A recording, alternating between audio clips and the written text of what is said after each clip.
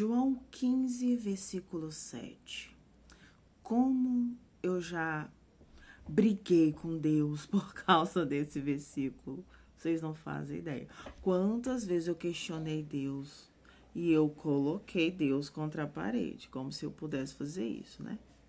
E por que eu fazia isso? Porque eu não entendia. Completamente guiada pelo ego imaturo ferido, achando que Deus me devia uma explicação, justamente porque aquele versículo não estava se cumprindo na minha vida.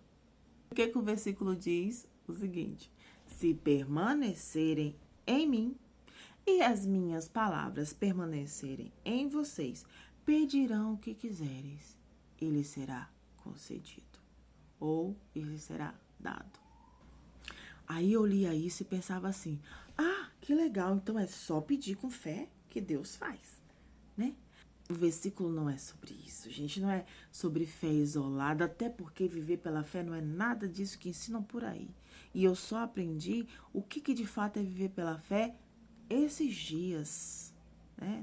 Nesses períodos agora por aqui. Esse versículo está falando de permanência. Então, eu vou explicar bem devagarzinho para você entender, para ajudar você a entender o que eu entendi sobre isso. O segredo está em 2 pontos, na palavra permanecer e palavras.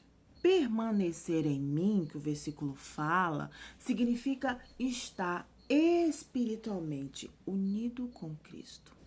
E tem outra parte que fala assim: minhas palavras permanecerem em vós, significa eu ter a mente e o coração sincronizado ali com o que Deus pensa e sente. Isso, grava muito bem isso aqui, tá?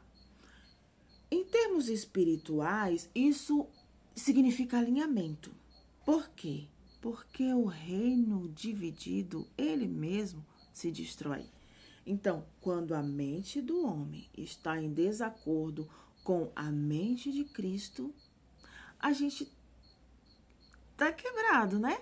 Que a gente pede uma coisa, mas a gente imagina outra coisa. E a gente crê por um tempo. Só que depois vem a dúvida: será que o Senhor realmente vai fazer?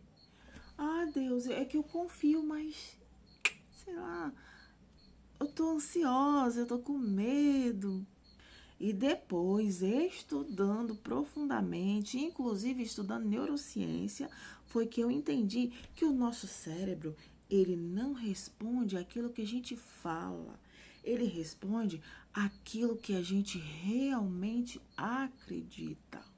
Então, o que ele faz? Ele apenas reage, ele vai ali na emoção que está mais dominando no momento e ele associa isso ao meu banco de dados emocional. Tá, peraí, Tânia, ficou complicado. Tá, calma, vou explicar direito. É que não é fácil explicar pra você, assim, fora de um processo, sabe? Num vídeo curtinho pra você entender. Porque quando o aluno tá sendo acompanhado, aí eu ouço ele, explico da maneira que ele vai entender, faço associações com coisas que ele entende, aí ele pega, aí ele capta a mensagem. Mas vamos continuar aqui. A oração, ela só tem poder quando ela nasce dentro desse estado de permanência. Então, não é a súplica. A oração não é apenas aquela súplica. A oração, ela causa uma vibração na nossa alma. Então, não é sobre a oração, a súplica, o quanto eu estou chorando, o quanto eu estou ali gritando e berrando. Não é sobre isso, é sobre o espírito e a alma dizendo a mesma coisa. É por isso que muitas pessoas pedem e não recebem. Por quê? Porque não existe uma permanência. Como assim? Ei, peraí. É tipo assim, ó. A maioria das pessoas ora guiada pelo seu ego. E o que o ego quer? O ego quer controle. Então, aí você ora, mas aí vem a dúvida. E aí fica essa divisão interna. E onde tem divisão, não tem poder nenhum. Porque foi o próprio Jesus que disse que um reino dividido contra si mesmo não vai subsistir, ele vai quebrar. E nós somos o reino. E o mesmo princípio vale para o reino interior. E vamos para a parte 2, porque já ficou muito grande, vamos para o próximo.